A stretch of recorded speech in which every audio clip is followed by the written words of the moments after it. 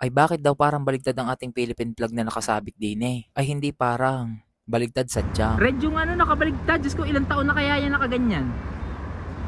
Oh. Oh. Hala. Oh. Ay di ako ngayon napapasal ng Shihong ng isang araw. Ay syempre ako'y palingaling at first time ko doon. Tapos ako'y video ng paligid. Abay nakita ko nga iyang flag. Ay di sinabi ko din doon sa aking kasama. Ay pareho kami hindi mapakanali kung aayusin ka namin o hindi. Hindi tayo makukulong dito ha. Hindi.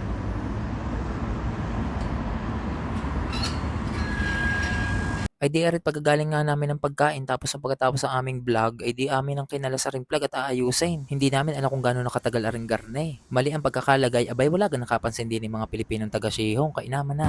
Go, Jomar. Ibaliktad mo. Nagde-declare kasi sila ng war. Hirap talaga. Yan, blue.